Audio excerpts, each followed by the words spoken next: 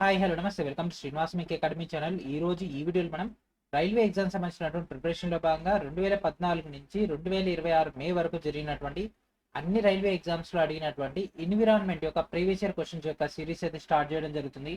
దాని యొక్క డేటాలో భాగంగా ఈ రోజు మనం పార్ట్ 1 వీడియోని అయితే డిస్కషన్ అయితే చేయడం జరుగుతుంది. సో రైల్వేలో దాదాపుగా ప్రతి ఎగ్జామ్లో కూడా ఎన్విరాన్మెంట్ టాపిక్ అనేది మనకు రావడం జరుగుతుంది. One of the smallest subjects in entire paper. So ఈ యొక్క స్మాలెస్ట్ సబ్జెక్ట్స్ నుంచి ప్రతి ఎగ్జామ్లో కూడా కన్సిక్యూటివ్గా క్వశ్చన్స్ అనేవి రావడం జరుగుతుంది. లైక్ జై సిబిటీ టూలో కానీ అండ్ అదేవిధంగా మనకి ఒక ఏఎల్పి సిబిటీ టూలో మనకు బేసిక్ సైన్స్ ఇంజనీరింగ్లో కానీ అండ్ దాంతోపాటు గ్రూప్ డిలోని జనరల్ సైన్స్ పోర్షన్లో కానీ అండ్ మినిస్ట్రియల్ పారామెడికల్ లాంటి రైల్వే అన్ని ఎగ్జామ్స్లో కూడా దాదాపుగా మనకి ఒక టాపిక్ కనిపిస్తుంది. ఈవెన్ టెక్నీషియన్ గ్రేడ్ 3 లాంటి ఎగ్జామ్స్లో కూడా గ్రేడ్ 1 లాంటి ఎగ్జామ్స్లో కూడా ఎన్విరాన్మెంట్ నుంచి క్వశ్చన్స్ అనేవి ఫ్రేమ్ అవుతున్నాయి.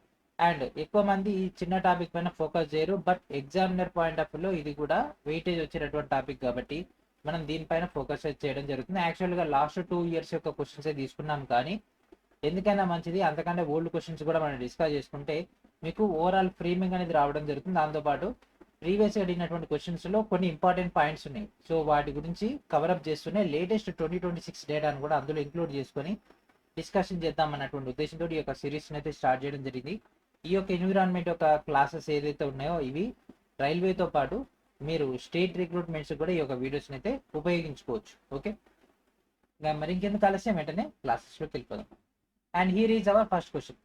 Which of the following is are examples of an abiotic factor in an ecosystem? So ఒక ఆవరణ వ్యవస్థలోని నిర్జీవ కారకానికి కింది వాటిలో ఏది లేదా ఏవి ఉదాహరణలు? ఓకే, సో మనకి ఒక ఆవరణ వ్యవస్థ మనకి యాక్చువల్గా పర్యావరణంలో మేజర్గా 2 భాగాలు అయితే ఉండడం జరుగుతుంది. జీవ నిర్జీవ పదార్థాలు లేదా జీవ నిర్జీవ కారకాలు అయితే ఉండడం జరుగుతుంది. జీవ అంటే మనకు దాంట్లో ఎదుగుదల అన్ని ఉండాలి, లేకపోతే అది మరికొన్ని ప్రక్రియలు అనేది ప్రదర్శిస్తూ ఉండాలి. సో ఇక్కడ మనకు అడిగింది నిర్జీవ కారకానికి సంబంధించినవి కాబట్టి, సో నిర్జీవాలు దాంట్లో ఫస్ట్ అసలు ఆప్షన్ చూస్తే ఒకటి మన కీటకాలు, ఇవి మనకు చలనాన్ని కలిగి ఉంటాయి అండ్ దాంతోపాటు ఈ ప్రత్యుత్పత్తి జరుగుతాయి, ఈ ప్రాసెస్ అంతా ఉంటుంది కాబట్టి ఇది మనకు జీవ కిందికి వచ్చేస్తుంది. అండ్ నెక్స్ట్ చెట్లు పెరుగుతాయి, పుడతాయి, చనిపోతాయి కాబట్టి ఇవి కూడా మనకు జీవకారకాన్ని కిందికి వచ్చేస్తుంది. అండ్ నెక్స్ట్ నేల లేదా మట్టి అంటే సాయిల్, దీనికి మరణం ఉండదు, జననం ఉండదు అండ్ దాంతోపాటు ఇది కాలానుగుణంగా పెరగదు, తగ్గదు కాబట్టి ఇది నిర్జీవ కారకానికి ఒక ఉదాహరణ. నెక్స్ట్ బ్యాక్టీరియా పుడుతుంది, చనిపోతుంది అండ్ దాంతోపాటు తను ప్రభావం చూపిస్తుంది అండ్ దాంతోపాటు తన యొక్క తర్వాత జనరేషన్ ను కూడా ఉత్పత్తి చేస్తుంది. కాబట్టి ఇక్కడ అడిగినటువంటి ప్రశ్న ఏంటిది? నిర్జీవ కారకాలకు సంబంధించినటువంటి ఉదాహరణ. నిర్జీవ కారకాలకు సంబంధించినటువంటి ఉదాహరణ సాయిల్ అంటే మట్టికి సంబంధించినటువంటిది. సో మనకు ఈ యొక్క నిర్జీవ కారకాలకు సంబంధించినటువంటి అసలు ఎంటైర్ టాపిక్ ఒకసారి చూద్దాం. సో నిర్జీవ కారకాలకు సంబంధించినటువంటి జస్ట్ 2 మినిట్సే సో డిస్కషన్ చేసుకున్నట్లయితే మనకి ఇక్కడ విండ్ అంటే గాలి అనేది మనకి ఇక్కడ నిర్జీవ కారకానికి సంబంధించింది. మరి నిర్జీవ కారకం అనేది దాంట్లో ఎటువంటి జీవకారకాలు ఉండవా అంటే ఇవి వాటికి సపోర్ట్ చేస్తాయి. అంటే గాలి ఉంది, గాలిలో సూక్ష్మజీవులు ఉండొచ్చు, దాంతోపాటు చిన్న చిన్న క్రిమి కీటకాలు అవన్నీ కూడా ఉండొచ్చు, కానీ మేజర్గా మనం తీసుకుంటే the entire concept of wind is a abiotic factor. And next సూర్యరశ్మి. ఓకేనా, సూర్యుడి నుంచి మన యొక్క భూమి వైపు వచ్చినటువంటి సూర్యకాంతి లేదా సూర్యరశ్మి ఏదైతే ఉంటుందో అది అబయాటిక్. అండ్ దాంతోపాటు మట్టి లేదా నేల అనేది కూడా అబయాటిక్. టెంపరేచర్, సో టెంపరేచర్ అనేది కూడా అబయాటిక్. ఇవి జీవ పదార్థాలు ఏదైతే ఉంటాయో, జీవకారకాలు ఏదైతే ఉంటాయో వాటి మీద ప్రభావాన్ని చూపిస్తాయి, కానీ ఇవి జీవ పదార్థాలు లేదా జీవకారకాలు కాదు. నెక్స్ట్ అట్మాస్ఫియర్ అంటే వాతావరణం. నెక్స్ట్ వాటర్లో ఎన్నో రకాలైనటువంటి సూక్ష్మ క్రిములు అవన్నీ కూడా ఉంటాయి, కానీ as per the data water అనేది ఒక అబయాటిక్ ఫ్యాక్టర్. ఇవన్నీ కూడా బయాటిక్ ఫ్యాక్టర్కి చాలా చాలా ఇంపార్టెంట్, బట్ ఇవి బయాటిక్ కాదు. అంటే జీవించడానికి ఇవన్నీ కూడా ప్రాథమికమైనటువంటి సపోర్టింగ్ డేటా, కానీ ఇవి వాటి కిందికి రావు, అందుకే కన్ఫ్యూజన్ అయితే ఉంటుంది. ఓకేనా, సో ఈ యొక్క టాపిక్ సంబంధించినటువంటి డేటాని నేను తీసుకుంటే నేల అనేది ముఖ్యమైనటువంటి పోషకాలని, నిర్మాణాన్ని, నీటిని నిలుపుకునేటటువంటి గుణాన్ని కలిగి ఉంటుంది, కానీ దాంట్లో జీవం ఉండదు. అందుకే మనకి ఒక కీటకాలు, చెట్లు, బ్యాక్టీరియా అనేటటువంటి ఈ యొక్క జీవ పదార్థాల నుంచి ప్రత్యేకంగా ఉండడం జరుగుతుంది ఈ యొక్క మట్టి అనేది. ఓకే, సో మీకు ఇప్పుడు బేసిక్ ఐడియా వచ్చింది అనుకుంటున్నా. ఇవన్నీ కూడా నిర్జీవాలు కాబట్టి మిగిలిన కూడా మనకు జీవాలకు సంబంధించినటువంటి డేటా ఉంటుంది. అండ్ అదేవిధంగా రైల్వే గ్రూప్ డి ఆర్థమెటిక్ సంబంధించినటువంటి PPQ already English and Telugu medium అయితే రిలీజ్ చేయడం జరిగింది. ఈ యొక్క డేటాని గ్యాదర్ చేసుకోండి. And question number 2, what is the primary role of decomposers in an ecosystem? ఒక ఆవరణ వ్యవస్థలో విచ్ఛిన్నకారుల యొక్క ప్రాథమిక పాత్ర ఏమిటి? విచ్ఛిన్నకారులు పేర్లోనే ఉంది, విచ్ఛిన్నం చేయడం అంటే మొత్తం దాన్ని ముక్కలుగా చేయడం జరుగుతుంది. ఓకే, సో ఒకసారి 1 by 1 చూద్దాం. క్యాప్చర్ సన్లైట్ ఫర్ ఎనర్జీ, శక్తి కోసం సూర్యరశ్మిని గ్రహించడం. శక్తి కోసం సూర్యరశ్మిని గ్రహించడం వల్ల ఫోటోసింథసిస్ అనే ప్రాసెస్ జరుగుతుంది. అంటే ఏం జరుగుతుంది, కిరణజన్య సమయక్రియ జరుగుతుంది. దాంట్లో విచ్ఛిన్నకారుల యొక్క డేటా ఉంటుందా, ఉండదు. నెక్స్ట్ ప్రొడ్యూస్ ఆక్సిజన్, ఆక్సిజన్ ఉత్పత్తి చేయడం. ఇది కూడా ప్రొడ్యూసర్స్ దాంట్లో ఉంటుంది, కానీ ఇక్కడ మనకు డీకంపోజర్స్ డేటా వచ్చింది కాదు.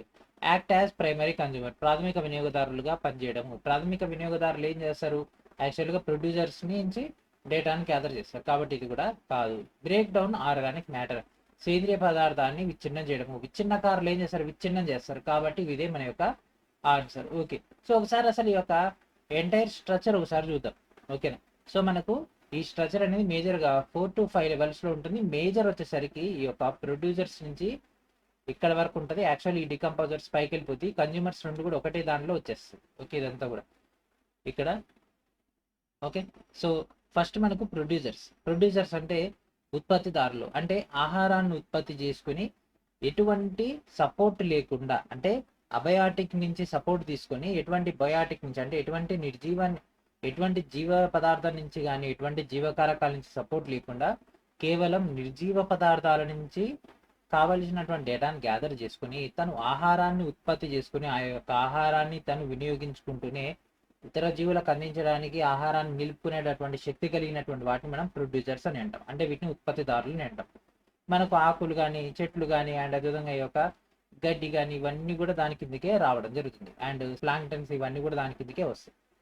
నెక్స్ట్ వీటిని ఏం చేస్తాయి అంటే ఈ పైన ఉండేటటువంటి చిన్న చిన్న క్రిములు, కీటకాలు అండ్ దాంతోపాటు పురుగులు అవన్నీ కూడా ఏం చేస్తాయి, ఈ యొక్క ప్రొడ్యూసర్స్ని అంటే ఈ యొక్క ఉత్పత్తిదారుల నుంచి ఆ యొక్క ఆహారాన్ని అవి సేకరించడం జరుగుతుంది. సో దీని నుంచి ఒక లెవెల్ పైకి వెళ్ళేసరికి 10% మాత్రమే ఉంటుంది. అంటే ఇది 100% ఎనర్జీ తయారు చేసుకుంది అనుకోండి, నెక్స్ట్ జనరేషన్కి వెళ్ళేసరికి కేవలం 10% మాత్రమే అవుతుంది.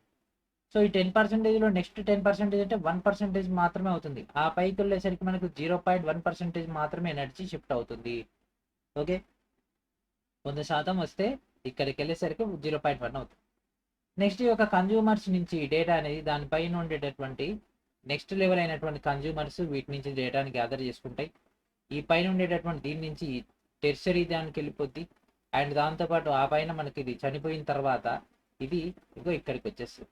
దాన్ని విచ్ఛిన్నం చేసి సంక్లిష్ట కర్బన సమ్మేళనాలని సరళమైనటువంటి కర్బన పదార్థాలుగా, సేంద్రియ పదార్థాలుగా విచ్ఛిన్నం చేస్తే ఆ విచ్ఛిన్నం చేసేది ఈ యొక్క డీకంపోజర్స్. ఓకే, ఇవన్నీ కూడా నేలలో ఆ యొక్క జీవి నుంచి ఆ యొక్క ప్రోటీన్లని, పోషకాలను అవన్నిటిని కూడా భూమిలో అవన్నీ కూడా అందుబాటులో తీసుకొస్తే ఆ యొక్క డేటా నుంచి మళ్ళీ మనకి ఒక ప్రొడ్యూసర్స్ తమ యొక్క ప్రక్రియను ప్రారంభించడం జరుగుతుంది. ఇది యాక్చువల్గా సైకిల్. సో కాన్సెప్ట్ కూడా డిస్కస్ చేసుకుందామని ఈ సిరీస్ని స్టార్ట్ చేసిన. జస్ట్ క్వశ్చన్ టు ఆన్సర్ వెళ్ళిపోతే ఏమవుతుంది అంటే క్వశ్చన్ ఆన్సర్ ఓకే, మరి కాన్సెప్ట్ ఎప్పుడు వస్తుంది, రాదు. కాబట్టి కాన్సెప్ట్ని మీకు ఇందులో కవర్ చేసుకుంటూనే క్వశ్చన్స్కి వెళ్ళిపోతే ఏంటంటే మనకి ఇక్కడ క్వశ్చన్ కవర్ అవుతుంది, థియరీ కూడా కవర్ అయిపోద్ది, మళ్ళీ ఇంకోసారి థియరీ చదవాల్సిన పని ఉండదనే main frame exam point of వ్యూలో కవర్ చేసుకుంటూ వెళ్ళిపోతాం. ఓకే, ఇది రీసెంట్గా అయినటువంటి ఎన్టీపీసీ గ్రాడ్యుయేట్లో వచ్చినటువంటి. సో ఆన్సర్ ఏంటి, ఇదిగో విచ్ఛిన్నం చేయడం, break down of organic matter. NTPC graduate GS and GK సంబంధించినటువంటి PY clarity Telugu and English మీడియంలో రిలీజ్ చేయడం జరిగింది. ఈ యొక్క స్టోర్లో అందుబాటులో ఉన్నాయి, మన యొక్క స్టోర్లో వీడియో డిస్క్రిప్షన్లో ఉంది. అక్కడ మీకు NTPC graduate GS and GK మీకు తెలుగు అండ్ ఇంగ్లీష్లో అందుబాటులో ఉంటుంది. ఈ యొక్క బుక్లోంచి వచ్చినటువంటి క్వశ్చన్స్ ఇవన్నీ కూడా. Okay, and our next question, which of the following explains by most food chains do not exceed 4 traffic levels. చాలా ఆహార గొలుసులు 4 పోషక స్థాయిలకు మించకుండా ఉండడానికి గల కారణాన్ని కింది వాటిలో ఏది వివరిస్తుంది.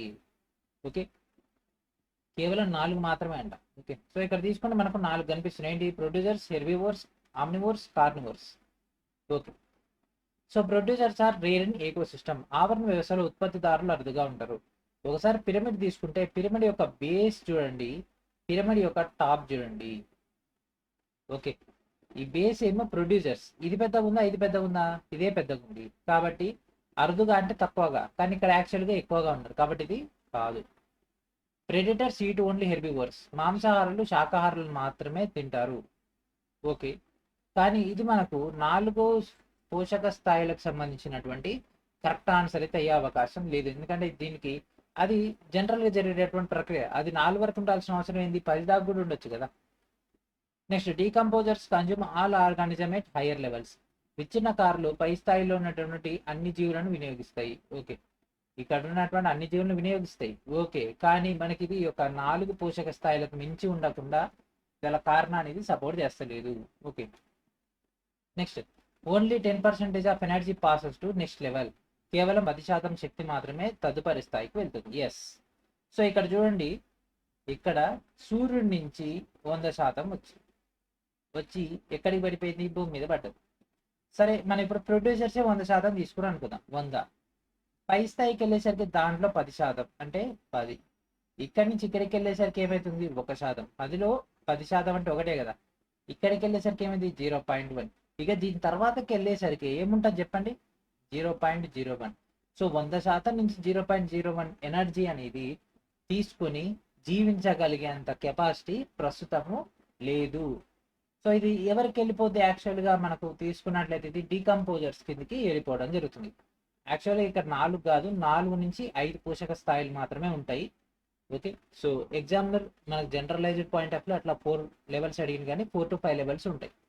ఓకే. ఎందుకంటే కొన్నిట్లో ఇందులో 3 మాత్రమే ఉంటాయి, కొన్నిట్లో దీంట్లో 4 దాకా ఉంటే అప్పుడు 5వది పూతికాహారులు ఆ యొక్క డేటా మనకు ఆ యొక్క చిన్న కార్లు అయితే వస్తుంది. ఓకే. కేవలం 10% శక్తి మాత్రమే తదుపరి స్థాయికి వెళ్ళడం వల్ల ఏమవుతుంది అంటే మనకి ఇక్కడ డేటా చేంజ్ అవుతుంది. ఓకే. మరి రిమైనింగ్ 90% ఏమవుతుంది? ఇక్కడ 100% వస్తే 10% వీళ్ళకి వెళ్ళిపోయింది. మరి రిమైనింగ్ 90% ఏమైంది? ఆలోచిస్తూ ఉండండి ఇదే వీడియోలో, తర్వాత మనం డిస్కస్. ఓకే. అండ్ ఇప్పుడు మనం డిస్కస్ చేసుకున్నటువంటి టెక్నీషియన్ గ్రేడ్ 3 సంబంధించినటువంటి క్వశ్చన్స్ ఆల్రెడీ మీకు తెలుగు మీడియంలో మన యొక్క స్టోర్లో అందుబాటులో ఉన్నాయి, గ్యాదర్ చేసుకోండి. And next question, if decomposers were removed from an ecosystem, what would be the most immediate consequence? ఒక ఆవరణ వ్యవస్థ నుంచి విచ్ఛిన్నకారులను తొలగిస్తే అత్యంత తక్షణ పర్యవసానం ఏంటిది? ఓకే. ఇందాక మనం చూసినాం కదా, ప్రొడ్యూసర్స్ ఏమవుతుంది? ఆమ్నివోరస్, కార్నివోరస్, అండ్ దాంతోపాటు మనకి ఒక ఏమైంది దానిలో డీకంపోజర్స్. సో వీటిలోంచి డీకంపోజర్స్ని మనం రిమూవ్ చేసేసినాము. So producers, omnivorous, carnivorous, and దాంతోపాటు హెర్బివోరస్, ఇవన్నీ హెర్బివోరస్, ఆమ్నివోరస్, కార్నివోరస్ ఇవన్నీ ఉన్నాయి. దీంట్లో డీకంపోజర్స్ని రిమూవ్ చేయడం వల్ల ఏమవుతుంది? Increased plant growth due to more dead organic matter. నిర్జీవ సేంద్రియ పదార్థం ఎక్కువగా ఉండడం వల్ల మొక్కల పెరుగుదల పెరగడం. Accumulation of waste and dead matter disrupting nutrient cycling. వ్యర్థాలు మరియు నిర్జీవ పదార్థాలు పేరుకుపోవడం అంటే వాటి యొక్క వృద్ధి, పోషకాల చక్రానికి అంతరాయం కలగడం. Rapid increase in herbivorous population. శాకాహారుల జనాభా వేగంగా పెరగడము. Decrease in sunlight reaching producers. ఉత్పత్తిదారులకు చేరే సూర్యరశ్మి తగ్గడము. Okay. So first of all మనం ఈ యొక్క సైకిల్లో సూర్యరశ్మి తగ్గడం అనేది సంబంధం లేదు, ఎందుకంటే సూర్యరశ్మి అనేది డైరెక్ట్ బయట నుంచి వస్తుంది, అది డైరెక్ట్గా ప్రొడ్యూసర్కి వెళ్ళిపోతుంది, కాబట్టి ఇది మనకి ఇంపాక్ట్ పెట్టదు. శాకాహారుల జనాభా పెరగడం. శాకాహారులు అనేది మనకి ఇక్కడ హెర్బివోరస్ అనేది ప్రొడ్యూసర్స్ నుంచే వస్తుంది, ఇది తగ్గడం వల్ల ఇంపాక్ట్ అనేది డైరెక్ట్ దీని మీద ఉంటుంది. సో దీనివల్ల ఇది ఇంపాక్ట్ ఇది తగ్గిపోతుంది కానీ పెరగదు. ఓకే. నెక్స్ట్, నిర్జీవ సేంద్రియ పదార్థం ఎక్కువగా ఉండడం వల్ల మొక్కల పెరుగుదల పెరుగుతుంది కాదు. యాక్చువల్గా ఏదైతే సంక్లిష్టమైనటువంటి స్ట్రక్చర్ ఉంటుందో ఆ యొక్క సంక్లిష్టమైనటువంటి స్ట్రక్చర్ అంటే ఒక డేగ ఉంది, డేగ చచ్చిపోయింది, ఆ డేగ శరీరంలో ఉండేటటువంటి సంక్లిష్ట కర్బన సమ్మేళనాలు అన్నిటిని కూడా సరళ కర్బన సమ్మేళనాలుగా ఏం మారుస్తాయి అంటే ఒక విచ్ఛిన్నకారులైనటువంటి డేటా మారుస్తుంది. మార్చేసి దాని మొత్తానికి నేలలో సరళమైనటువంటి స్ట్రక్చర్గా, న్యూట్రియంట్గా, ప్రోటీన్లుగా దాన్ని మారుస్తుంది. మార్చడం వల్ల ఆ యొక్క పోషకాలు నేలకు చేరుతాయి. నేలకు చేరడం వల్లనే మొక్కల ఆ యొక్క డేటాను గ్యాదర్ చేసుకుంటాయి. ఇప్పటికి కూడా చాలా మంది చనిపోయినటువంటి జీవులను ఏం చేస్తారు? భూమిలో పాతి పెడతారు. అంటే ఓ ఎలక చచ్చిపోయినా, లేకపోతే ఓ పందికొక్క చచ్చిపోయినా, ఓ కుక్క చచ్చిపోయినా, ఓ పిల్లి చచ్చిపోయినా సరే ఏం చేస్తారు? వాటిని గుంత తవ్వి భూమిలో పూర్తి చేస్తారు. పూర్తి చేయడం వల్ల ఏమవుతుంది? భూమిలో ఉండేటటువంటి యొక్క విచ్ఛిన్నకారులు దాని మొత్తాన్ని కూడా సరళమైనటువంటి స్ట్రక్చర్గా మారుస్తాయి. ఆ తర్వాత నేలకు ఆ యొక్క పోషకాలు లభిస్తాయి. కాబట్టి ఆ ప్రాంతంలో మనం ఏదైనా మొక్క వేసినా లేదంటే అక్కడ ఏదైనా మనం పంట వేసినా సరే అది మంచిగా రావడం జరుగుతుంది. ఎందుకంటే నేలలో పోషక పదార్థాలు ఆ యొక్క జీవి ద్వారా లభిస్తాయి. మధ్యలో మనకి ఒక చిన్న కార్ల యొక్క చిన్న హెల్ప్ అయితే చేస్తుంది. ఓకే. సో ఇది మరి ఇప్పుడు ఏమైంది? ఈ యొక్క డీకంపోజర్స్ని తీసేయడం వల్ల వీటికి కావాల్సినటువంటి ప్రోటీన్స్ అందకపోవడం వల్ల ఇది వాటి యొక్క స్థాయి తగ్గిపోతుంది, వాటి యొక్క ఉత్పత్తి స్థాయి తగ్గిపోతుంది. తగ్గిపోవడం వల్ల హెర్బివోరస్ తగ్గిపోతాయి, హెర్బివోరస్ తగ్గిపోతే ఆమ్నివోరస్ తగ్గిపోతాయి, ఆమ్నివోరస్ తగ్గిపోతే కార్నివోరస్ తగ్గిపోతాయి. సో దీనివల్ల ఏం జరుగుతుంది? పోషకాల చక్రానికి అంతరాయం కలుగుతుంది. Okay. Entire food cycle structure ఏదైతే ఉందో ఫుడ్ చైన్ సిస్టమ్ అనేది బ్రేక్ అయిపోతుంది. Okay, just question to answer వెళ్ళిపోవచ్చు. కాకపోతే మీకు ఇట్లా చెప్తే ఏమవుతుంది అంటే ఒక ఓవరాల్ వ్యూ వచ్చేస్తుంది. దాంతోపాటు మీరు గతంలో ఎప్పుడైనా థియరీ చదివింటే మీకు అది గుర్తుకొస్తుంది. థియరీ చదవకుంటే థియరీ ఇక్కడ మీకు కవర్ అయిపోతుంది. అండ్ దాంతోపాటు గ్రూప్ డి సైన్స్ పీవీకి English and Telugu medium already release చేయడం జరిగింది. మన యొక్క స్టోర్లో అందుబాటులో ఉంది, గ్యాదర్ చేసుకోండి. స్టోర్ ఎక్కడ ఉంది అనుకుంటారా? వీడియో డిస్క్రిప్షన్లో ఉన్నటువంటి first. Which group of organism is responsible for breaking down dead bodies and waste into simpler substances that return to the soil? మృతదేహాలను మరియు వ్యర్థాలను విచ్ఛిన్నం చేసి తిరిగి నేలకు చేరేటటువంటి సరళమైనటువంటి పదార్థాలుగా మార్చేటటువంటి జీవుల సమూహం ఏమిటి? విచ్ఛిన్నకారులు, వినియోగదారులు, పరాన్నజీవులు, ఉత్పత్తిదారులు. సో ఇక్కడ ఏదైతే చెట్టు యొక్క ఆకులు పడ్డాయో ఇది సంక్లిష్టమైనటువంటి నిర్మాణము కలిగి ఉన్నటువంటి ఈ యొక్క పదార్థాన్ని ఈ యొక్క డికంపోజిషన్ అంటే డికంపోజిషన్ అనే ప్రక్రియ ద్వారా వీటిని మొత్తం కూడా ఏం చేస్తాయి, చిన్న చిన్న ముక్కలుగా చేసి దాంతో మనకు కావాల్సినటువంటి మినరల్స్ని అండ్ అదేవిధంగా రిమైనింగ్ ఏదైతే పార్ట్స్ ఉంటే వాటన్నిటిని కూడా కవర్ చేసేసుకొని మనకు ఈ యొక్క మొక్కకు అందిస్తాయి. అప్పుడు ఆ యొక్క మొక్క పెరుగుతుంది ప్రాపర్గా. ఓకే, సో ఇక్కడ ఏం జరుగుతుంది, డికంపోజిషన్ అనే ప్రక్రియ జరుగుతుంది. ఈ డికంపోజిషన్ అనే ప్రక్రియ చేసేటటువంటి వాళ్ళని డికంపోజర్స్ అనడం జరుగుతుంది. కన్జ్యూమర్స్ అంటే వినియోగదారులు, డైరెక్ట్ పోతారు హోటల్ పోయి ఫుడ్ ఆర్డర్ చేసి తీసుకొని తిన్నట్టు పోయి పని చేసుకొని వచ్చేస్తారు. పారాసైట్స్ అంటే పరాన్నజీవులు. ప్రొడ్యూసర్స్ అంటే ఇప్పుడు ఈ చెట్టు మనం ప్రొడ్యూసర్గా తీసుకోవచ్చు. మనకి ఇచ్చిందేమో ఈ యొక్క వ్యర్థ పదార్థాలు ఏదైతే ఉంటాయో వాటిని చిన్న చేసి నేలలో కలిసేటటువంటి చేసే వాటిని డికంపోజర్స్ అని అంటాం. సో మా యొక్క క్లాసెస్ కనుక మీకు నచ్చినట్లయితే, అంటే ఫస్ట్ క్లాస్ అని కొద్దిగా డీటెయిల్గా వెళ్తున్నాం. నెక్స్ట్ మీకు లేదు నాకు క్వశ్చన్ టు ఆన్సర్ కావాలి ఫాస్ట్గా వెళ్ళిపోండి అంటే ఫాస్ట్గా వెళ్ళిపోతా. కాకపోతే ఏంటంటే మీకు కాన్సెప్ట్ అనేది క్వశ్చన్ టు ఆన్సర్ లెక్కే ఉంటుంది కానీ ఎంటైర్ కవరప్ అయితే అవ్వదు. ఓకే, సో మన యొక్క సోషల్ మీడియా ప్లాట్ఫామ్స్ అయినటువంటి వాట్సాప్, టెలిగ్రామ్, ఇన్స్టాగ్రామ్ అండ్ అరటైని ఫాలో అవుతున్నాండి. వీడియో డిస్క్రిప్షన్లో మీకు లింక్స్ అనేవి అందుబాటులో ఉంటాయి. Which are the following best distinguishes food web from food chain? ఈ కింది వాటిలో ఒక ఆహార గొలుసు నుంచి ఆహార జాలాన్ని ఏది ఉత్తమంగా వేరు చేస్తుంది? సో ఇదేమో ఫుడ్ చైన్, ఇదేమో food web. Okay, A food web allows backward energy flow, A food chain is unidirectional. ఆహార జాలకం తిరోగమనమైనటువంటి శక్తి ప్రవాహాన్ని అనుమతిస్తుంది. ఆహార గొలుసు ఏకదిశాత్మకంగా ఉంటుంది. A food chain is always a decomposers, a food web does not. ఆహార గొలుసులో ఎల్లప్పుడూ డికంపోజర్లు ఉంటారు, మనకు ఆహార జాలంలో కలిగి ఉండదు. A food web transfers all energy, food chain loses energy. ఆహార జాలం మొత్తం శక్తిని బదిలీ చేస్తుంది, ఆహార గొలుసు అనేది శక్తిని కోల్పోతుంది. A food web shows a multiple trophic levels, a food chain shows one level. ఆహార జాలం బహుళ పోషక స్థాయిలను చూపుతుంది, ఆహార గొలుసు ఒక స్థాయిని చూపుతుంది. ఓకే, అసలు ఈ కాన్సెప్టే తెలియని క్యాండిడేట్స్కి ఈ క్వశ్చన్ అనేది ఒక కాంప్లికేటెడ్ స్ట్రక్చర్ని కనిపిస్తుంది. ఓకే, ఏం చూపిస్తుంది అండి? కాంప్లికేటెడ్ స్ట్రక్చర్ని చూపించడం జరుగుతుంది. మరి మనం ఏం చేయాలి? దీన్ని ప్రాపర్గా అనలైజ్ చేయాలి. ప్రాపర్గా అనలైజ్ చేస్తే మీరు వీటికి ఆన్సర్స్ అయితే ప్రాపర్గా చేయగలరు. సో ఫస్ట్ ఆఫ్ ఆల్ ఒక ఫుడ్ చైన్ అనేది తీసుకుందాం. ఓకేనా, ఒక సైకిల్ చైన్ తీసుకుంటే మనకి ఎట్లా కనిపిస్తుంది అండి? చైన్ ఇట్లా ఒకదానితో ఒకటి లింకప్ అయి ఉంటుంది, అవునా? చైన్ అనేది ఈ విధంగా లింకప్ అయి ఉంటుంది. ఇప్పుడు దీనికి పైన ఒక లింక్ ఉంటుందా? ఉండదు. కిందికో లింక్ ఉండదు. కొన్ని ఈ లింక్ కలిపి ఇక్కడ ఇంకో లింక్ ఉంటుందా? ఉండదు.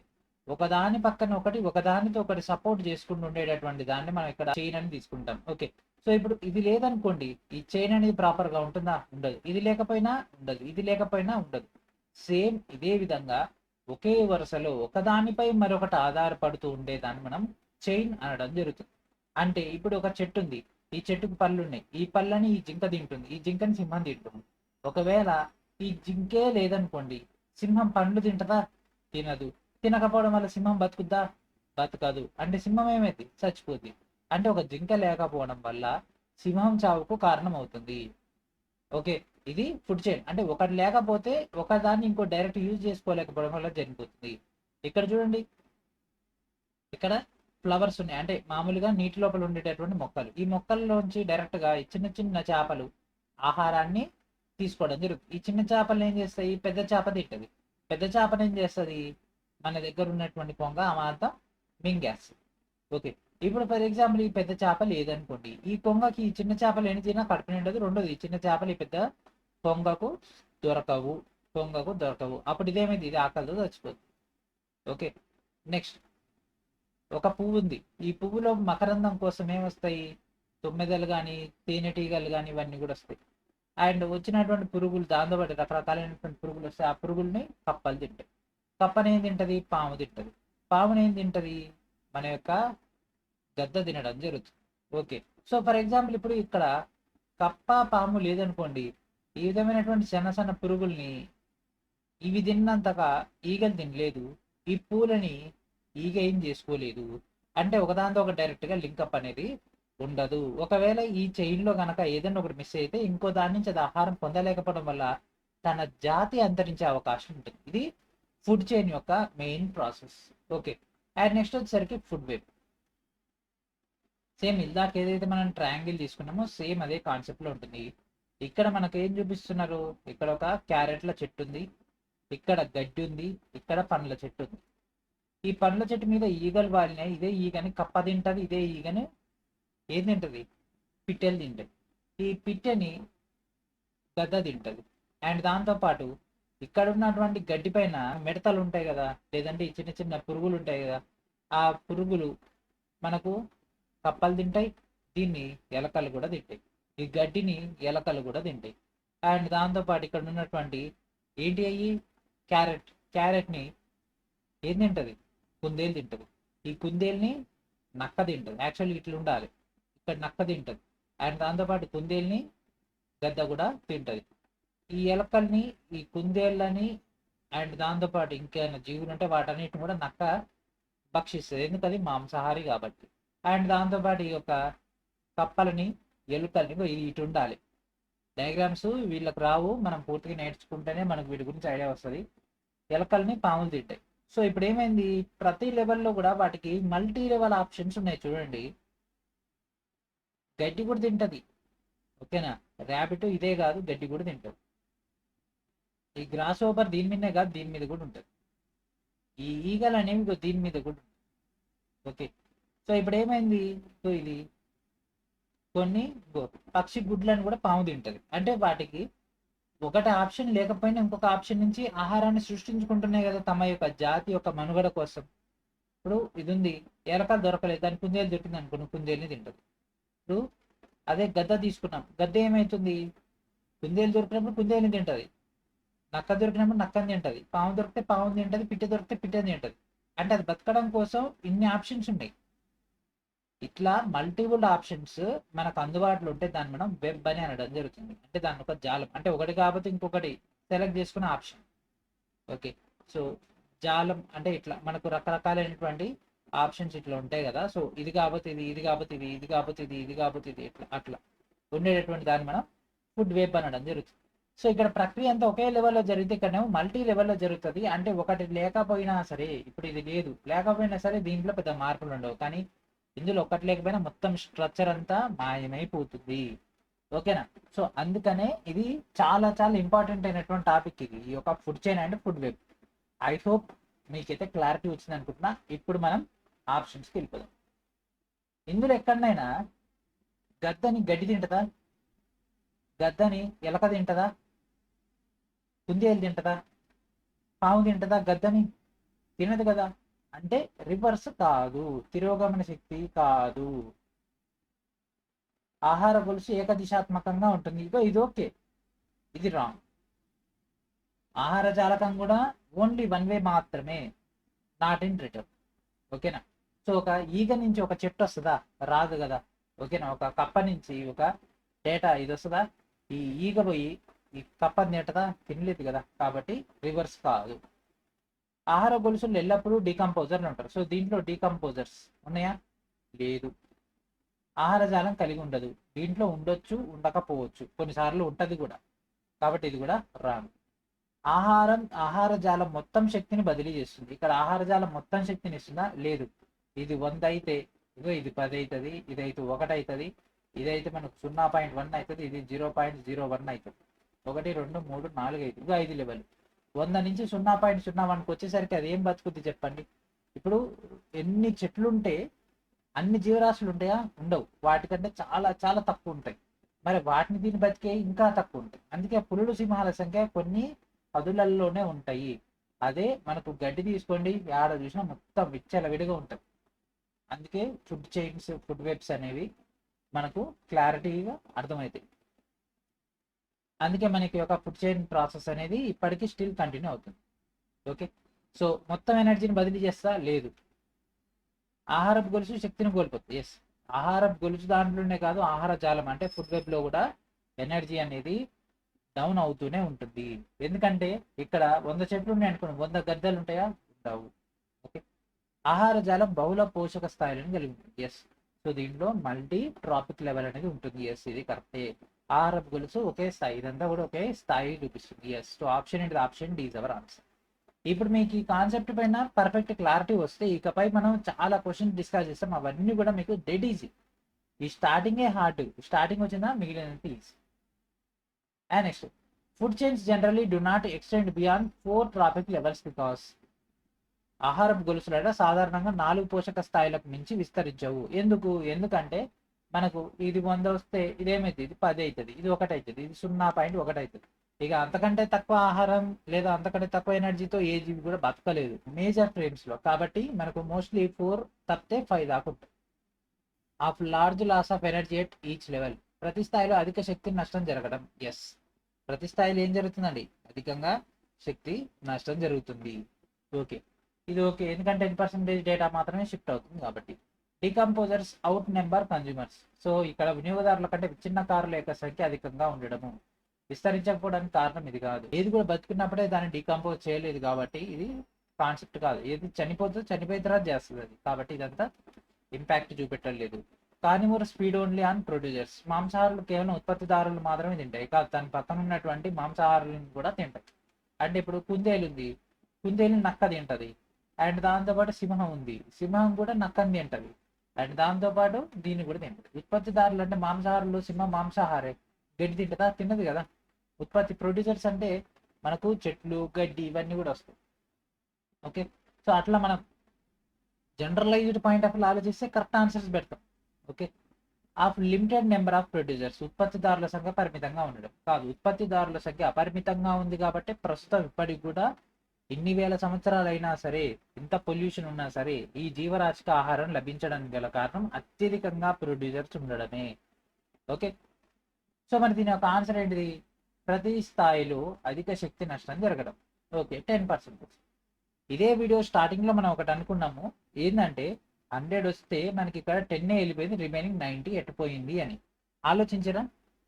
ఓకే, సో రిమైనింగ్ ఏదైతే ఉంటుందో ఆ యొక్క 90 ప్రధానంగా ఆ యొక్క జీవుల యొక్క లేదా ఆ యొక్క మొక్కలకు సంబంధించినటువంటి శ్వాసక్రియకి, జీర్ణక్రియకి, అండ్ దాంతోపాటు జీర్ణం కానటువంటి వ్యర్థాలను విడుదల చేయడానికి, అండ్ దాంతోపాటు తమ యొక్క జీవి యొక్క లేదా ఆ యొక్క మొక్క లేదా వృక్షం యొక్క సమతా స్థితిని మెయింటైన్ చేయడానికి ఉష్ణాన్ని తను వినియోగించుకోవడం జరుగుతుంది. కాబట్టి ఇక్కడ ఏం జరుగుతుంది? ఆ యొక్క 90% ఎనర్జీ తను తన యొక్క మనుగడ కోసం వినియోగించుకుంటుంది. మిగిలినటువంటి 10% మాత్రమే తర్వాత జీవికి అందిస్తుంది. మీరు చూడండి, మీరు ఏ చెట్టునైనా ముట్టుకోండి, చల్లగా ఉంటుందా? ఉండదు. ఓకేనా? 0°C ఉంటుందా? ఉండదు. ఎందుకు ఉండదు? అది కొంత ఎనర్జీని తన యొక్క మనుగడ కోసం అది హీట్ ప్రొడ్యూస్ చేయడానికి ఉపయోగించుకుంటుంది. ఓకే, 10% అనేది మనకు చాలా చాలా important అయినటువంటిది.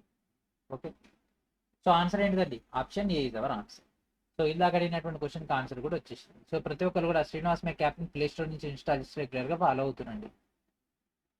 And next question, which statement most accurately describes why food webs provide greater stability to an ecosystem compare to a single food chains? ఒకే ఆహార గొలుసులతో పోలిస్తే మనకు ఆహార జాలాలు ఒక ఆవరణ వ్యవస్థకు ఎందుకు ఎక్కువ స్థిరత్వాన్ని అందిస్తాయి? కింది వాటిలో ఏ వాక్యం అనేది మనకు ఖచ్చితంగా వివరిస్తుంది? చెప్పండి ఎందుకు? ఎందుకంటే ఇక్కడ స్ట్రక్చర్ అనేది మోర్ కాంప్లెక్స్ ఉంటుంది కాబట్టి మల్టీ అంటే ఒకటి పోయినా సరే మిగిలిన కవర్ చేసేస్తాయి. ఇది కేవలం శక్తిని మాత్రం పునర్వినియోగిస్తుంది కాదు, బహుళ ఆహార సంబంధాలను అనుమతిస్తాయి కాబట్టి సమతుల్యతను నిర్ధారిస్తాయి. ఎస్, ఇప్పుడు ఇది పోయింది అనుకోండి, దీని పరిస్థితి ఏంటి? దీంట్లో దిక్కు లేదు. అదే దీంట్లో ఇది పోయింది అనుకోండి, దీని నుంచి తీసుకుంటుంది, ఇది పోయింది దీని నుంచి తీసుకుంటుంది, అట్లా వేరే వేరే వాటి నుంచి అయినా తీసుకుంటుంది. తక్కువ జీవులు ఉంటాయి, లేదు. ఉత్పత్తిదారులు మాత్రం ఉంటారు, కాదు. సో ఆన్సర్ ఏంటిది? Option B is our answer. ఇందాక మనం కాన్సెప్ట్ నేర్చుకున్నాం కాబట్టి మీకు ఇక్కడ పర్ఫెక్ట్ అయిపోయింది. 2026 అప్డేటెడ్ అయినటువంటి లేటెస్ట్ ఎన్సీఆర్టీ 9వ తరగతి తెలుగు మీడియం పాఠ్య పుస్తకం మన యొక్క శ్రీనివాసమిక్ యాప్లో మీకోసం అందుబాటులో ఉంది. So this is the book. ప్రతి ఒక్కరు కూడా ఆన్లైన్లో గ్యాదర్ చేసుకోండి, ఓకేనా. Why are terrestrial food chains usually limited to 4 to 5 trophic levels. ఎందుకు? ఇది జేఈ లెవెల్ పేపర్ కాబట్టి లెవెల్ పెంచింది, ఓకే. సో యాక్చువల్గా 5 లెవెల్స్ దాకా ఉంటాయి, ఎందుకంటే డీకంపోజర్స్ అనేది 5th లెవెల్. కానీ మనం స్కూల్ లెవెల్ అయినటువంటి పేపర్లో తీసుకుంటే మనకు అప్ టు 4 దాకా ఉంటుంది కాబట్టి అట్లా ఇచ్చి. Top predators eat less. అగ్ర మాంసాహారులు తక్కువ తింటాయి. ఇది తక్కువ తింటే అవి కూడా బాగానే తింటాయి. ఎందుకు 4-5 ఉన్నాయి అని అంటే మనకి ఇక్కడ ఈ డేటా అనేది ఇవ్వడం జరిగింది. సో ఒకసారి చూడండి, ఆలోచించండి ఏ ఆన్సర్ అవుతుంది మనకు సూట్ అవుతుంది. ఉన్నత పోషక స్థాయిలో లభించేటటువంటి శక్తి తగ్గుతుంది, ఎందుకంటే 10% అనే స్ట్రక్చర్ వల్ల మొత్తం మనకు తగ్గిపోతుంది, ఓకే. సో అక్కడ మనకు ప్రాబ్లమ్స్ అనేవి క్రియేట్ అవుతాయి, ఎందుకంటే ఎనర్జీ లేకపోవడం వల్ల అది తర్వాత జనరేషన్ అంటే తనను మింగే అంత శక్తి కలిగినటువంటి జీవి ఉద్భవించలేదు. అందువల్ల మనకు అది విచ్ఛిన్న కార్లు మొత్తం శక్తిని పునర్వినియోగిస్తాయి, లేదు. తక్కువ ఆక్సిజన్ ఉత్పత్తి చేస్తాయి, కాదు. So option B is our answer. So ప్రతి ఒక్కరు కూడా మన యొక్క ఎన్టీపీసీ లెవెల్ ఫౌండేషన్ కోర్సులో జాయిన్ అయిపోయి మీకు ఈ విధమైనటువంటి కంటెంట్ మొత్తం కూడా అందుబాటులో ఉంటుంది, గ్యాదర్ చేసి. In a pond ecosystem removal of phytoplankton would mostly directly affect dash. ఒక చెరువు ఆవరణ వ్యవస్థలో ఫైటోప్లాంక్టన్ తొలగించడం డాష్ను అత్యంత ప్రత్యక్షంగా ప్రభావితం చేస్తుంది, ఓకే. అసలు ఇదేంటిది? ఫైటోప్లాంక్టన్ అంటే ఏంటిది? అసలు దాని గురించి మనం ఏదో తెలుసుకోవాలి. అంటే నేల ఉంది, నేల మీద గడ్డి మొలిచి, ఆ గడ్డిని ఒక జింక తిన్నది, ఆ జింకని ఓ నక్క తిన్నది, ఆ నక్కని ఓ పులి తిన్నది, ఓకే. ఇది ఒక ప్రాసెస్. వీటన్నిటికి ఎనర్జీ వచ్చింది ఇగో ఈ గడ్డి నుంచి. ఈ గడ్డి ఏం చేస్తుంది? ఇగో సూర్యుడి నుంచి శక్తిని తెచ్చుకుంటుంది. సూర్యదేవ నాకు శక్తి కావాలి అంటే సరే బట్టు అని శక్తిని ఇచ్చిండు. ఆ సూర్యరశ్మి నుంచి ఉపయోగించుకొని ఏం చేసింది? ఫోటోసింథసిస్ అనే ప్రక్రియ ద్వారా ఆహారాన్ని ఉత్పత్తి చేసుకుంది. అది కొంత తిన్నది, మిగిలింది ఈ జీవులకు వంచింది. మరి నీటి పరిస్థితి ఏంది? నీరు అనేది ఒక స్థిరంగా ఉండదు, కదులుతూ ఉంటుంది. మరి వాటికి ఆహారం కావాలి. చిన్న చిన్న చేపలు ఉంటాయి, పురుగులు ఉంటాయి. మరి వాటి ఆహారం ఎక్కడి నుంచి వస్తుంది అంటే ఇగో ఈ ఫైటోప్లాంక్టన్ నుంచి. ఫైటోప్లాంక్టన్ అనేది సూర్యరశ్మిని ఉపయోగించుకొని ఏం చేస్తుంది సార్ అంటే ఆహారాన్ని ఉత్పత్తి చేసుకుంటాయి. ఈ ఆహారాన్ని చిన్న చిన్న చేపలు, పురుగులు అయి తింటాయి. వాటిని బట్టి పెద్ద జీవులు వీటి నుంచి తీసుకుంటాయి. అట్లా ఇది ఒక సైకిల్. చెప్పండి, ఇవి విచ్ఛిన్నకారుల డికంపోజర్సా? కాదు. ఎందుకు? ఇవి ఆహారాన్ని ఉత్పత్తి చేస్తాయి కదా. ఇవి దేనిపై ప్రభావితం చూపుతుంది? జూ ప్లాంక్టన్ వంటి ప్రాథమిక వినియోగదారుల పైన. ఎస్. సో ఇది ఈ ఫైటోప్లాంక్టన్ ఏం చేస్తుంది? ఆహారాన్ని ఉత్పత్తి చేస్తుంది. ఈ యొక్క ఆహారాన్ని ఫస్ట్ స్వీకరించేది ఏంటి? జూ ప్లాంక్టన్, ఓకేనా. ఇవి చెరువు యొక్క ఆహార గొలుసుకు ఆధారాన్ని అందించడం జరుగుతుంది. ఈ జూ ప్లాంక్టన్ కి ప్రధాన ఆహార వనరుగా కూడా ఫైటోప్లాంక్టన్ పనిచేస్తుంది కాబట్టి వీటిని తొలగిస్తే ఏమవుతుంది? ఆ యొక్క పర్యవసనాలు ఉన్నత పోషక స్థాయిలో చేరకముందే జూ ప్లాంక్టన్ లో ఆహారం లభించకపోవడం వల్ల వాటి యొక్క జాతి మనుగడ అనేది ప్రశ్నార్థకంగా మారిపోయి అత్యంత క్షీణమైనటువంటి దిశలోకి మారిపోవడం జరుగుతుంది, ఓకే. సో చేపలను తినేటటువంటి పక్షులు, అసలు చేపల దాకా ఆడబుద్ధి జూ ప్లాంక్టన్ కానీ తిప్పలేదంటే ఇక చేపలను తినే పక్షుల కాడికి కాదు. నిర్జీవ కారకాలు, అబయాటిక్ కాదు. కాబట్టి ఆన్సర్ ఏంటి? Option B is our answer, okay. Which of the following statements best explains why humans are severely affected by biological magnification? జీవ వృద్ధీకరణం వల్ల మానవులు ఎందుకు తీవ్రంగా ప్రభావితం అవుతారో ఈ కింది వాటిలో ఏ వాక్యం ఉత్తమంగా వివరిస్తుంది? ఓకే. సో మీరందరూ చూసే ఉంటారు, మనం ఒక పొలం తీసుకుంటే, వరి పొలం కానీ మీ ఇష్టం, మీరు ఏదైనా ఒక పొలం తీసుకుంటే పంట పండించేటప్పుడు మనం రకరకాలైనటువంటి కృత్రిమ ఎరువులను వేస్తాం. రకరకాలైనటువంటి కృత్రిమ ఎరువులను వేసినప్పుడు వాటిని ఆవులు, గేదెలు, పశువులు అన్ని కూడా మేస్తూనే ఉంటాయి. మేకలు, గొర్రెలు అవన్నీ కూడా మేస్తూనే ఉంటాయి. మరి అదే గడ్డి తిన్నటువంటి ఆవులు ఇచ్చినటువంటి పాలను మనం తాగుతాం, గేదెలు ఇచ్చినటువంటి పాలను మనం తాగుతాం. అండ్ అట్లాంటివన్నీ కూడా మనిషి శరీరంలోకి వెళ్ళిపోతాయి కదా. అయితే ఇక్కడ వచ్చిన ప్రాబ్లం ఏంటంటే ఈ తిన్న ఆవుకు కానీ మేకకు కానీ లేనన్ని రోగాలు మనుషులకు వస్తాయి. ఎందుకు? ఇదే దీని మీద ఒక గడ్డి ఉంటది కదా, గడ్డి మీద ఆ పురుగు మందు చల్లుతాము, ఆహారం వస్తుంది, ఆహారాన్ని మనం తింటాము. దాంతోపాటు ఈ మేకలు, గొర్రెలు, బర్రెలు అవి తింటాయి. అండ్ దాంతోపాటు చిన్న చిన్న పురుగులు అయ్యే మొక్కల నుంచి ఆహారాన్ని ఉత్పత్తి చేసుకుంటాయి కాబట్టి అవి తింటాయి. మరి ఎందుకు మనిషికి వచ్చినన్ని రోగాలు వాటికి రావట్లేదు? ఓకే. సో ఇది మన మెయిన్ కాన్సెప్ట్. దాని గురించి క్వశ్చన్ ఫ్రేమ్ చేసి దేంట్లో వచ్చింది సార్ అంటే ఇది జేఈ లెవెల్లో వచ్చింది కాబట్టి ఇన్ డెప్త్ గా డిస్కస్ చేసుకోవాలి, ఓకే. ఆహారపు గొలుసులోని ఇతర వినియోగదారుల కంటే కూడా మానవులు తక్కువ ఆహారాన్ని తీసుకుంటారు. అట్లేం లేదు, వేరే వాటికంటే తక్కువ ఆహారం తీసుకోవడం, ఎక్కువ ఆహారం తీసుకోవడం వల్ల మనం ఈ యొక్క జీవ వృద్ధీకరణకు సంబంధించి ఇంపాక్ట్ అనేది ఈ పాయింట్ లో ఉండదు. ఆహారపు గొలుసులో మనకు మానవులు ఉత్తమ విచ్ఛిన్నకారులు. అసలు వీళ్ళు అన్ని తింటారు, కానీ వీళ్ళు విచ్ఛిన్నకారులు ఎందుకైతారు, డీకంపోజర్స్ ఎందుకైతారు కారు. మానవులు విష పదార్థాలను విచ్ఛిన్నం చేయగలరు. అంతుంటే ఇక రోగాలు ఎందుకు వస్తాయి, రకరకాలైనటువంటి వింత వింత రోగాలు ఎందుకు వస్తాయి కదా. కాబట్టి ఇది కూడా కాదు. అనేక ఆహార గొలుసుల్లో మానవులు అగ్ర పోషక స్థాయిని ఆక్రమిస్తారు. ఎస్. సో అన్నిటిలో కూడా మనకు పై స్థాయిలో ఉండేటటువంటి ఆహారం, ఇందాక మనం గద్ద చూసినాం కదా, ఆ గద్ద పైన కూడా ఉండేది మనమే. వీలుంటే ఆ గద్దను కూడా కోసుకొని తింటారు మన వాళ్ళు. ఓకే. సో ఇక జీవ వృద్ధీకరణ వల్ల ఏమవుతుందంటే క్రిమి సంహారక మందులు లేదా పురుగు మందులు ఏదైతే ఉంటాయో అండ్ వాటితో పాటు భారలోహాలు, ఏవైతే పరిశ్రమల నుంచి విడుదలయ్యేటువంటి భారలోహాల వంటి విష పదార్థాలు నీటిలో కలిసిపోయి, దాంతో పాటు చుట్టూ ఉండేటటువంటి వాతావరణంలో కలిసిపోయి అవి మొక్కల ద్వారా చిన్న చిన్న జీవులకి, చిన్న జీవుల నుంచి పెద్ద జీవులకి, పెద్ద జీవుల నుంచి మానవుల వరకు కూడా చేరడం జరుగుతుంది. అయితే ఫర్ ఎగ్జాంపుల్ నీటి పాయింట్ ఆఫ్ లో తీసుకుంటే చేపలు గనక ఆ యొక్క నీటిని తాగితే ఆ చేపలు అనేవి వాటిని అరిగించుకోలేవు. అంటే వాటిని అవి సంక్లిష్టం నుంచి సరళమైనటువంటి పదార్థాలుగా మార్చలేవు. కాబట్టి వాటిని యథాతథంగా తర్వాత జాతికి అందిస్తాయి. అంటే ఫర్ ఎగ్జాంపుల్ మనం మార్కెట్కి వెళ్ళి ఒక చేపను కొనుక్కొచ్చుకున్నాం, అది ఆల్రెడీ ఆ కలుషితమైనటువంటి నీటిని తాగింది అనుకోండి, దానికి అది అరిగించుకోలేదు, ఏం చేసుకోలేదు, కాబట్టి దానికి అసలు ఏ ప్రాబ్లం లేదు. దాన్ని మనం తింటాం కదా, అది మన శరీరంలోకి వస్తుంది. మనల్ని తినేటోడు ఎవరు లేడు కాబట్టి అది మన శరీరంలోనే ఉంటుంది. అందుకే మనిషికి దీర్ఘకాలికమైనటువంటి వ్యాధులు రావడము అండ్ మనిషి శరీరంలో ఎక్కువ కాలం ఇది ఉండడం వల్ల దీర్ఘకాలిక కాలుష్య కారకాల వల్ల అత్యధిక మోతాదు మనుషులకు లభించడం జరుగుతుంది. దీనివల్లనే డిఎన్ఏస్ పైన కూడా ఇంపాక్ట్ అనేది పడుతుంది. అందుకే కల్తీలో ఆల్రెడీ ఇదో బిస్కెట్, దీంతో పాటు కల్తీలు కూడా మనం ఎట్లా చేస్తూనే ఉంటాం కాబట్టి అత్యాశకి పదం సర్వనాశనం. ఓకే. సో ఇది ఈ క్వశ్చన్ సంబంధించినటువంటి ఆన్సర్. ఇదే క్వశ్చన్ మల్టిపుల్ టైమ్స్ కూడా రిపీట్ అయ్యింది. A town replaces all plastic bags with cloth bags. Which chain reaction is expected in the ecosystem? ఒక పట్టణం అంట అన్ని ప్లాస్టిక్ సంచులను వస్త్ర సంచులతో భర్తీ చేస్తుందంట. పర్యావరణ వ్యవస్థలో ఏ గొలుసు చర్య ఆశించబడింది? ఓకేనా. సో అన్ని ప్లాస్టిక్ బ్యాగులన్నీ రిమూవ్ చేసేసి వాటి ప్లేస్ లో క్లాత్ బ్యాగ్స్ అనేవి ఇంట్రడ్యూస్ చేసిందంట. Very good. అయితే దీనివల్ల మనకు జరిగేటటువంటి చేంజెస్ ఏంది? ప్లాస్టిక్ ఇప్పటికీ ఆహార గొలుసులోకి ప్రవేశిస్తుంది. ప్లాస్టిక్ అంతా రిమూవ్ చేసిన తర్వాత వస్తుందా? రాదు. కాలుష్యం తగ్గడం, జీవ అధోకరణం తగ్గడం.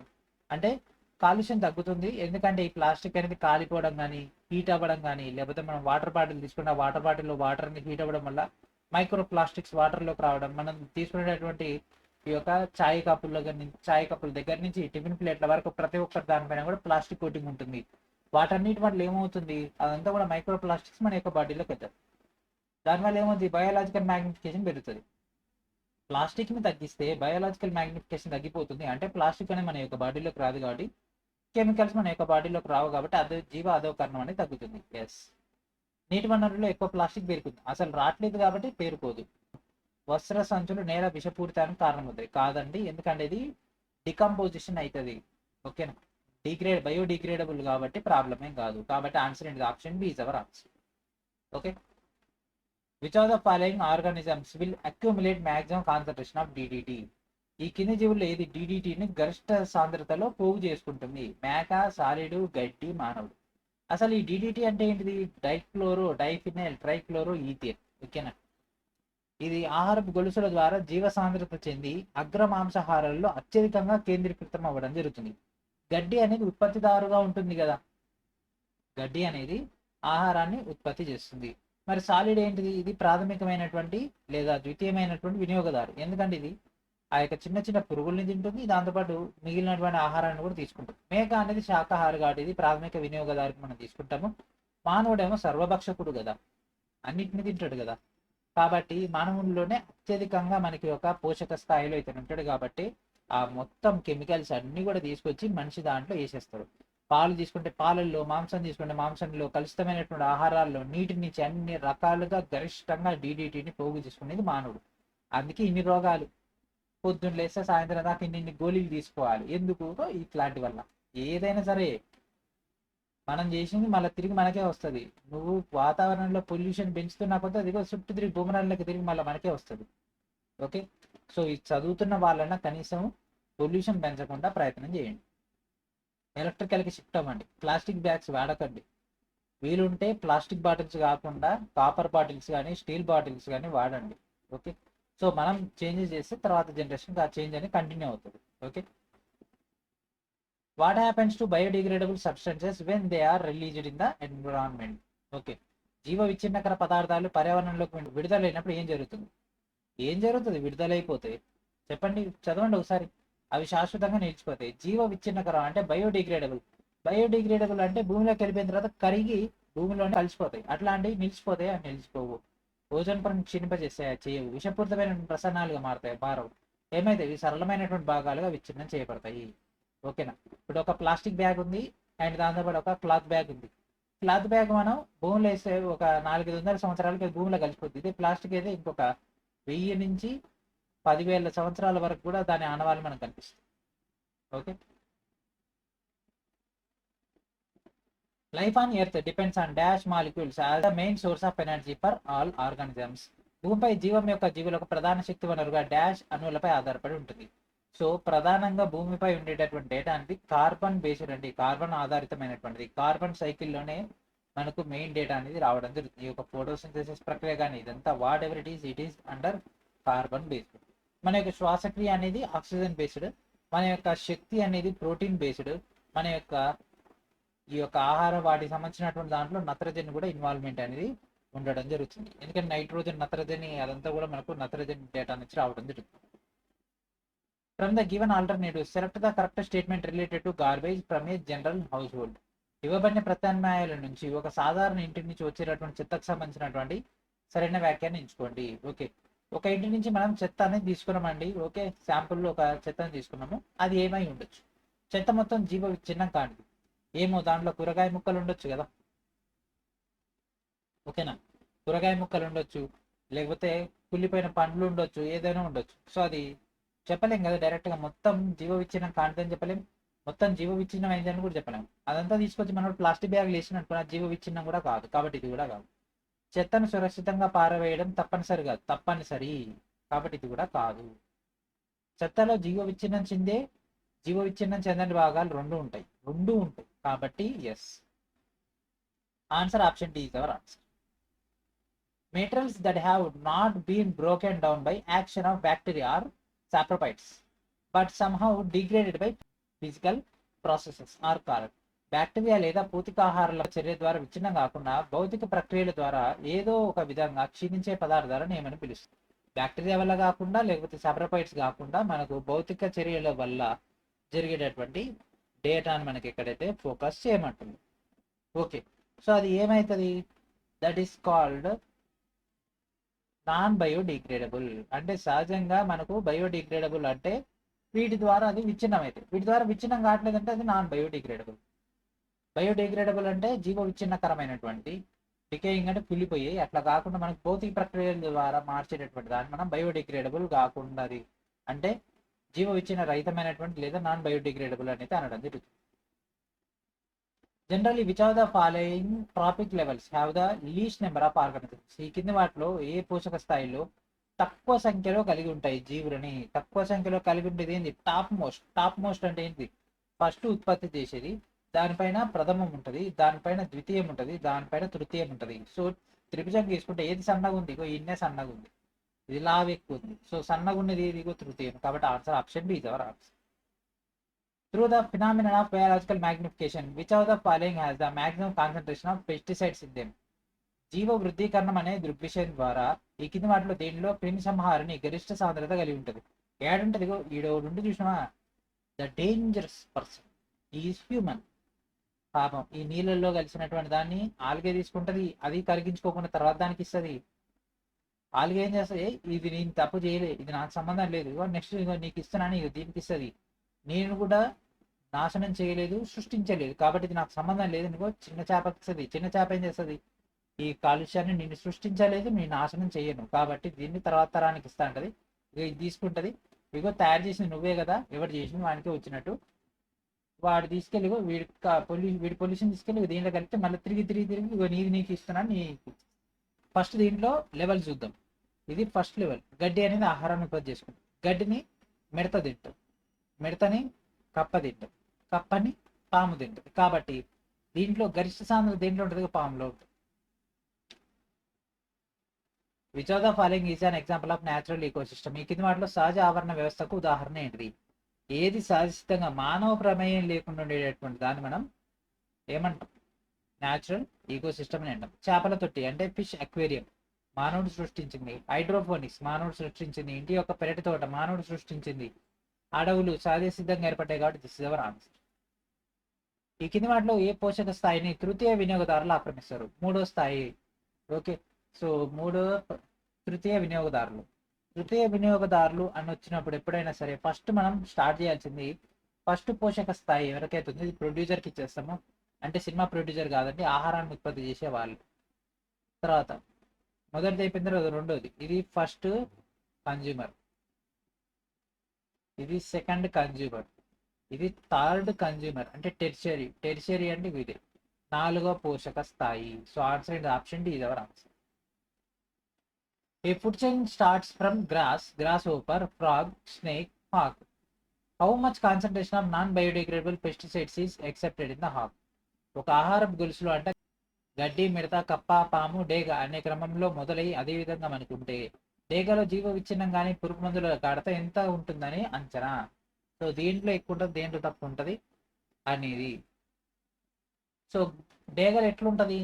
పురుగు మందులు అత్యధిక సాంద్రత ఉంటుంది, ఎందుకంటే దీంట్లో ఇదేగా లీస్ట్. కప్పలో ఉన్నంత దాని సమానంగా ఉంటుందా? కప్ప దానికంటే కూడా పాములు ఎక్కువ ఉంటుంది, కాబట్టి ఇది కాదు. పురుగు మందుల అవశేషం ఏమాత్రం లేకపోవడం ఎందుకు ఉండదు? ఫుల్ ఉంటుంది. పురుగు మందుల అవశేషాలు అత్యల్పంగా ఎందుకు ఉంటాయి? శక్తి వెళ్తున్నా కొద్దీ తగ్గుతుంది, పురుగు మందులది వెళ్తున్నా కొద్దీ పెరుగుతుంది. ఎందుకంటే ఇవేవి కూడా వాటిని జీర్ణం చేసుకోవాలి, ఎందుకంటే అది సంక్లిష్టమైనటువంటి నిర్మాణాలు కాబట్టి ఆ పదార్థాలను నెక్స్ట్ జనరేషన్ పంపిస్తాయి. ఇది నువ్వు తీసుకో, ఇది నువ్వు తీసుకోవాలి. Which of the following help in maintaining the supply of nutrients to the growing plants in the forest? అడవులో పెరుగుతున్నటువంటి మొక్కలకు పోషకాల సరఫరాను కొనసాగించడంలో ఈ కింది వాటిలో సహాయపడుతుంది? పోషకాల సరఫరా చేయాలి అంటే మనకు ఖచ్చితంగా అక్కడ ఉండాల్సినటువంటిది విచ్ఛిన్నకారులు అంటే డీకంపోజర్స్. వీళ్ళు వినియోగించుకుంటారు అంతే. ఇగో షాప్కి వచ్చిరా, కొన్నారా, వెళ్ళిపోయారు అంతే. The person is shifting. కానీ అక్కడ మళ్ళీ కొత్త సరుకు తీసుకొచ్చి పెట్టేటోళ్ళని డీకంపోజర్స్ అనాలి. Okay, which of the following statements best describes autotrophic nutrition? ఈ కింద వాడలేదు స్వయం పోషణ. స్వయం పోషణ అంటే ఏంటి? స్వయంగా ఆహారాన్ని వండుకునేది అంటే తయారు చేసుకునేది అని అర్థం. ఆహారం కోసం ఇతర జీవులపై ఆధారపడితే కాదు. శరీరం వెలుపల సంక్లిష్ట పదార్థాల జీర్ణక్రియ అవసరము కాదు. ఇతర జీవుల నుంచి సేంద్రియ పదార్థాలను నేరుగా గ్రహించడము కాదు. సూర్యరశ్మి సమక్షంలో కార్బన్ డైఆక్సైడ్ మరియు నీటిని వినియోగించి ఆహారాన్ని ఉత్పత్తి చేసుకునే సామర్థ్యం కలిగి ఉండడం. ఎస్, ఎందుకంటే అది ఫోటోసింథసిస్ కాబట్టి. దట్ మీన్స్ ఆప్షన్ ఏంటి? దాని option D is our answer. మరి దీంట్లో పరపోషణ అంటే ఏం చెప్తుంది? ఇతర జీవుల నుంచి ఆహారాన్ని గ్రాస్ప్ చేసుకుంటాయి. శిలీంధ్రాల దాంటి పరపోషణలో బాహ్య జీర్ణక్రియను సూచిస్తుంది. ప్రత్యక్ష శోషణ అనేది మూడోది మనకు లభించడం జరుగుతుంది. అది పూతికాహారులు కానీ పరాణ జీవులకు సంబంధించినటువంటి data. And this is the last question in this video. Which trophic level represents maximum concentration of pesticides by biological magnification? ఈ కింది వాటిలో ఏది మనకు అత్యధిక స్థాయి పురుగు మందులు లేదా క్రిమిసంహారక మందుల యొక్క గరిష్ట సాంద్రతను సూచిస్తుంది? ఏది? ఇక్కడ కింది నుంచి పైకి పెరుగుతున్న కొద్దీ లెవెల్ పెరుగుతుంది. ఉత్పత్తిదారుడు ప్రాథమికం, ద్వితీయం, తృతీయం. సో తృతీయం టెరిషరీలో మనకి ఇది ఎక్కువగా ఉండడం జరుగుతుంది. ఓకే, సో ఉత్పత్తిదారు ఏం చేస్తాడు? నేల లేదా నీటి నుంచి పురుగు మందులను సూచించుకోవడం జరుగుతుంది. ప్రాథమిక వినియోగదారుడు ఏం చేస్తాడంటే ఉత్పత్తిదారుని తింటాడు కాబట్టి పురుగు మందుల సాంద్రత అనేది దానిలో పెరుగుతుంది. అంటే ఎందుకు పెరుగుతుంది అంటే ఇక్కడ చూడండి, మీరు అనుకోవచ్చు ఎందుకు పెరుగుతుంది సార్, మనకు ఆల్రెడీ ఇక్కడ 1% ఉంది ఒక జీవిలో, నెక్స్ట్ జనరేషన్కి వెళ్ళేసరికి అది 2% ఎట్లా అవుతుంది? ఓకేనా, ఎట్లా అవుతుంది అంటే చూడండి, ఒక పిరమిడ్ తీసుకోండి. ఓకే, ఈ పిరమిడ్ తీసుకున్నాం. సో ఇక్కడ ఒక్కొక్క చెట్టు 100 పాయింట్ల ఆహారాన్ని ఉత్పత్తి చేస్తుంది. సో దీంట్లో 1% కెమికల్ ఉందనుకుందాం. ఓకేనా, ఇప్పుడు ఈ నెక్స్ట్ జనరేషన్ జీవికి ఆహారం కావాలి కదా. సో దీంట్లో ఒక్కొక్క జీవి దగ్గర 10 ఉంది, కానీ మనకి ఇంకో 90 కావాలి. అప్పుడు ఏం చేస్తాము? ఒక్కొక్క దాని నుంచి 100 చొప్పున డేటాలోంచి మనకు 10 వస్తున్నాయి అన్నప్పుడు, వీడికి 100 కావాలి అన్నప్పుడు దీనిలోంచి ఏం చేస్తాడు? 10 చెట్లను తింటాడు. 10 చెట్లను తిన్నప్పుడు ఈ ఒకటి కాస్త ఏమవుతుంది, ఇక్కడికి వచ్చేసరికి 10 అవుతుంది. అవునా? సేమ్ ఇదే ప్రాసెస్లో ఒక కుందేలు రోజుకి 10 చెట్లు తింటున్నాయి అనుకుంటే ఒక నక్క 2-3 కుందేళ్ళని తింటది అనుకుందాం, జస్ట్ క్యాజువల్గా. అప్పుడు ఒక్కొక్క కుందేల్లో మనకు 10% ఉంటే అది రోజు 3 కుందేళ్ళని తిన్నదంటే అది రోజుకు 30 పొల్యూషన్స్ పెంచుకున్నట్లే కదా. అట్లా ఈ నక్కలను తినేటటువంటి ఈ పైన ఇంకో జీవి ఉంటుంది, ఆ దాన్ని తినేటటువంటి ఇంకో జీవి ఉంటుంది. ఇట్లా ఏమవుతుంది, వాటి సైకిల్లో తక్కువ అవ్వడం వల్ల వాటికి ఆహారం ఎక్కువ కావాల్సి ఉండడం, ఎందుకంటే ఎక్కువ శక్తి కావాలి కాబట్టి ఎక్కువగా మనకి యొక్క స్థాయి అనేది పెరుగుతుంది. సో ఎప్పుడైతే ఎనర్జీ అనేది తగ్గుతుందో అప్పటి యొక్క పొల్యూషన్ అనేది కూడా పెరుగుతుంది. ఓకే, సో ఇది మెయిన్ కాన్సెప్ట్. ఇక్కడతోటి వీడియో ఫినిష్ చేద్దాం. క్వశ్చన్ నెంబర్ 26 కాన్సి నెక్స్ట్ వీడియోలో కవర్ చేద్దాం. ఇవన్నీ కూడా గ్రూప్ డి క్వశ్చన్సే, మన ఈ 2026లో అయిన క్వశ్చన్స్ అన్ని కూడా ఇవన్నీ. ఓకే, నెక్స్ట్ వీడియోలో మళ్ళీ కంటిన్యూ చేద్దాం. అండ్ వీడియో మీకు నచ్చినట్లయితే ప్రతి ఒక్కరు కూడా వీడియోని లైక్ చేసి ఛానల్ ఇంకా సబ్స్క్రైబ్ చేయకుండా వెంటనే సబ్స్క్రైబ్ చేయండి. అండ్ ఐ హోప్ నా యొక్క ఎక్స్ప్లెనేషన్ మీకు అయితే నచ్చిందని అనుకుంటున్నాను. అండ్ ఈజీ టాపిక్, చాలా చాలా కేర్ఫుల్గా వింటే మాత్రం గ్యారంటీ క్వశ్చన్స్ అయితే ఈ యొక్క ఎగ్జామ్లో మీరు చూడొచ్చు, మంచి స్కోర్ అయితే గెయిన్ చేయొచ్చు. And thank friends, thank for watching.